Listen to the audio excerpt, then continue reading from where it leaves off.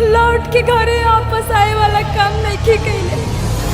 एलिए माई हम अपना आप के खत्म करे के फैसला कैले बानी माई।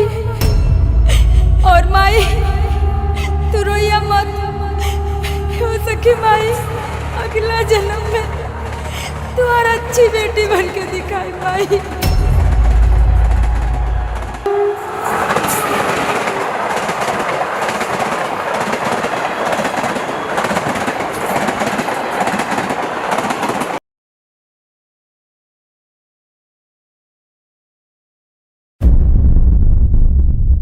हेलो। हाँ हेलो रवि। अरे हाँ हो बोलो। कहाँ बाड़ो जी, फोन नहीं का उठावा। हमार बियाह लाग गल, ठिका गल हमार बियाह। परसों हमार छेका होता। हम दूसरा से सुन लो बियाह ना करब, हम तहरे से बियाह करब। तू बाबूजी से ना बतीबो ना तो हमरा नहीं के पता तू का करबो, लेकिन हम तोहरे से ही बियाह करब, ठीक बा? अब मिलो तो। अरे हमर जान तू काहे चिंता करते रू, हम तो उससे बहुत प्यार करनी। हम तोहरे शादी करम, तोहरे संगे जियम आ तोहरे संगे मरम। लेकिन एगो प्रॉब्लम बा जान, हमार लगे पैसा नहीं खे। अगर तार लगे पैसा बा तो तू एक काम करो, जितना रुपया हो सकता तू व्यवस्था करके आ सब लेके स्टेशन के पीछे चली आवा, वही जे तारा से मुलाकात होगी। ठीक ठीक बा।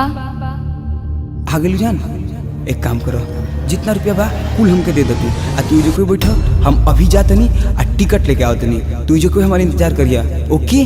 ठीक बा। हे भगवान, सुबेर से साझ हो गई, हम का करी? अभी तक रवि ना आई ना, का करी, कहाँ जाई, कुछ समझ में नहीं खे आवत।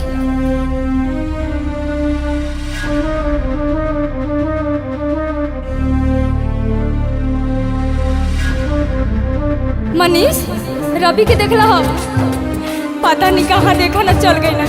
कहा तरन कि तू यही जब बैठो, हम अभी ये ट्रेन के टिकट लेके आवतनी। आज सुबेर से साझ हो गई बाबू। अभी तो रवि के हम ट्रेन में बैठा के आवतनी, तू तो बम्बई के लिए गई न।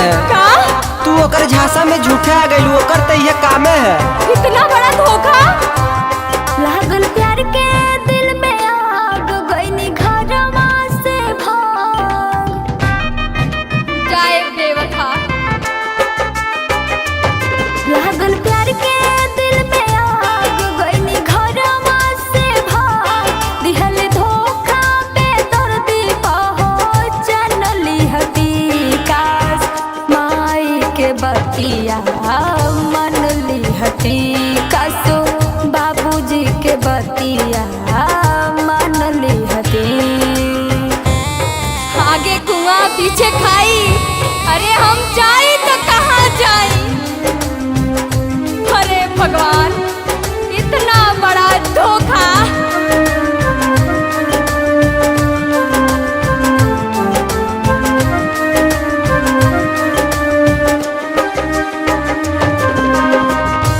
मीठी मीठी बात बतिया के इतना बड़ा खंजर घोंपला। बाबूजी के जेब कटनी, माई के गहनामा, गलती न दान में भइल लभर के करनामा। देखला ये दुनिया वाला, लड़की के लोग बेवफा कहेला। बाबूजी के जेब कटनी, माई के गहनामा, गलती न दान में भइल लभर के करनामा। दिल रोवाता हमार, कब हो ना करी हम प्यार। आई ऐसन मुसीबत हम जन लिहती काश, माई के बतिया मन लिहती काश, बाबूजी के बतिया मन लिहती। बाबूजी के जेब कटनी, हम माई के गहना, हम ना जननी की बेदर्दी लेके फरार हो जाइए परणाव ना। हाथ तेरे के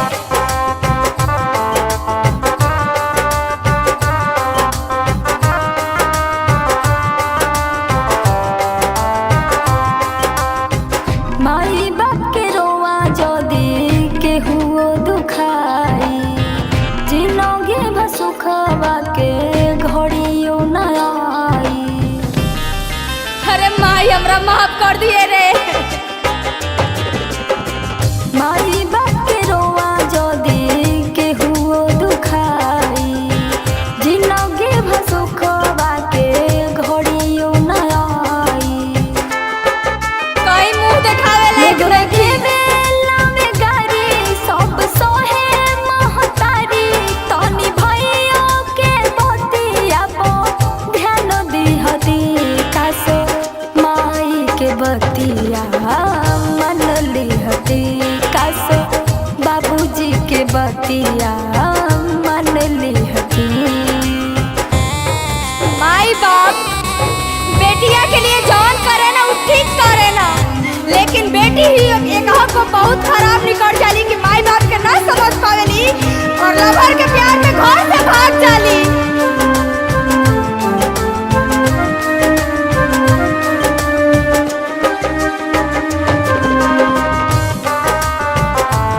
माई बहुत याद आता माई। रोई रोई कहतिया भौजी गोरपुरिया, होई ना नसीब माई के चरणन के धोलिया।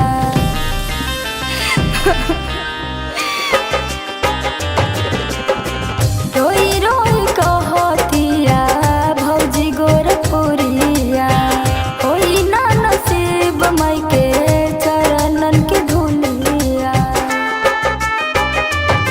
टूटल दुख के पहाड़ भइल जिंदगी बेकार, कबहू भगी हो ना लभर संगे ठान लिहती। कासो माई के बतिया मन लिहती, कासो बाबूजी के बतिया मन लिहती। इतना बड़ा दगा दे के गईला ना, जा खुश रहिया ये बेवफा। और हम तो अपने माई बाबू के नजर में गिरिए गई नी, पूरा समाज के नजर में भी गिर गई नी। हम ना जननी कि तू हमरा साथ इतना बड़ा दगा केला। अरे तू की पैसा ही चाहत रहल, एक बार कहले रहता हम तो के पैसा का पूरा अपन धन दौलत जितना रहल हम दे देले रहती, लेकिन घर से ना भागल रहती। अब हमरा समझ में कुछ नहीं खे आवत। माई बाबू हमरा के माफ कर दिया, काहे कि हम लौट के घरे वापस आए वाला काम नहीं की कैले। एलिए माई हम अपना आप के खत्म करे के फैसला कैले बानी माई। और माई तू रोइया मत, हो सके माई अगला जन्म में तू और अच्छी बेटी बन के दिखाई माई।